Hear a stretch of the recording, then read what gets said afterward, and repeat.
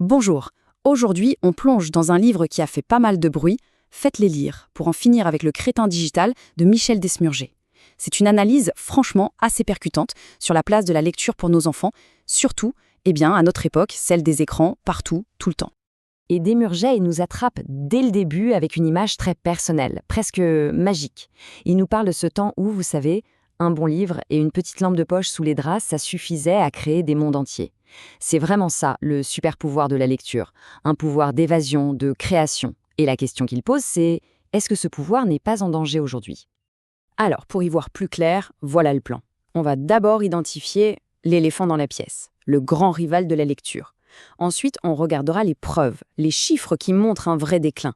Après ça, on verra un truc fascinant, comment la lecture sculpte notre cerveau. Et pour finir, on explorera tous les bénéfices qui vont bien au-delà du simple fait de savoir lire. Allez, on attaque direct. Première partie, l'éléphant dans la pièce, ce nouveau compétiteur qui a débarqué et qui rafle toute l'attention. Parce que la question, au fond, elle est toute simple, mais elle est cruciale. Qu'est-ce qui arrive quand l'imagination débordante d'un enfant est capturée, happée par autre chose que les pages d'un livre? Et la réponse de Desmurger, elle est sans détour.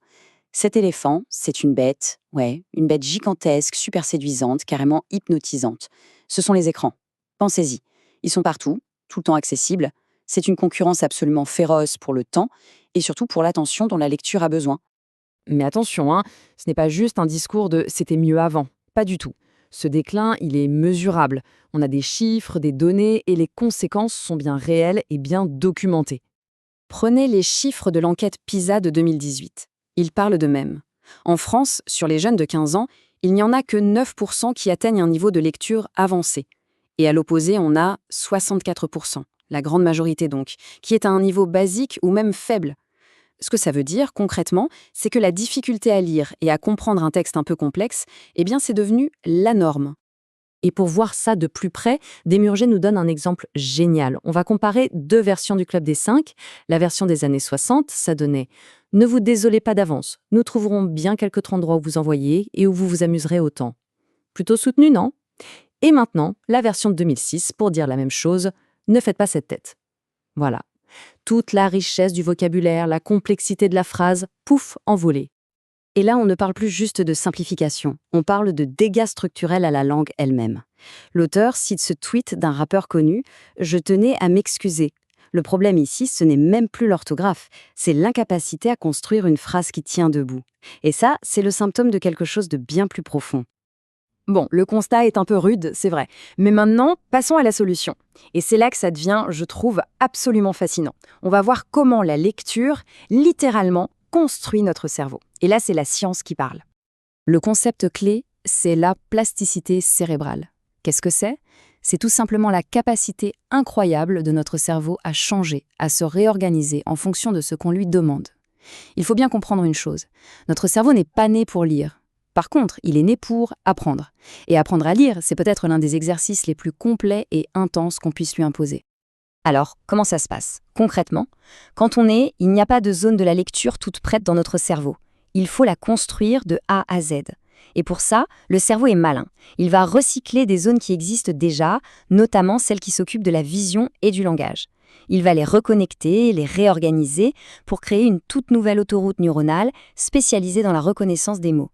C'est un véritable chantier dans notre tête. Mais pourquoi la lecture? Et pas juste écouter un livre audio ou regarder une vidéo. L'effort n'est pas le même. Le texte écrit, ça demande une concentration bien plus forte. Ça nous permet de faire une pause, de revenir en arrière, de réfléchir à une phrase. Le langage est souvent plus riche, plus complexe. À l'inverse, quand on est passif devant un flux audio ou vidéo, notre esprit a tendance à s'échapper, à vagabonder, et le contenu est généralement plus simple, plus direct. Et tout ça, ça nous amène à notre dernier point. Parce que les bienfaits de la lecture, ça ne s'arrête pas aux bonnes notes à l'école, loin de là. Ça façonne la personne tout entière. En fait, la lecture est un outil irremplaçable. Ça booste le QI, ça augmente la culture générale, ça nous aide à structurer notre pensée, ça nourrit l'imagination, la créativité et, point super important, ça construit l'empathie, notre capacité à comprendre les autres. Et le plus fou dans tout ça, c'est que l'effort demandé n'est pas surhumain. Les études que Desmurger présente montrent qu'il suffit de 20 à 30 minutes de lecture par jour. C'est tout, juste ça pour avoir des bénéfices énormes et qui durent toute la vie. Pour mettre en perspective, c'est à peine le tiers du temps que les collégiens passent en moyenne sur les jeux vidéo chaque jour. Et pour comprendre comment la lecture développe l'empathie, cette citation est parfaite. La littérature, ça nous permet de nous mettre dans la peau du meurtrier, puis dans celle de sa victime, d'être un roi dans son palais ou un pauvre qui meurt de faim. On vit des milliers de vies, on ressent des émotions qui ne sont pas les nôtres. C'est une immersion dans la tête des autres qu'aucun autre média ne peut vraiment égaler. Et pour finir, Desmurget nous laisse avec un avertissement assez glaçant en citant le fameux 1984 de George Orwell. Dans ce livre, le but de la novlangue, ce langage simplifié à l'extrême, c'était de réduire le champ de la pensée. L'idée est simple, si on n'a plus les mots pour exprimer une idée complexe, cette idée finit par disparaître.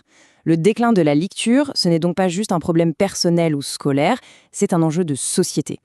Ce qui nous laisse avec une dernière question, une question ouverte à notre époque de distraction infinie. Quelle histoire est-ce qu'on choisit d'écrire, nous, pour la génération qui arrive ?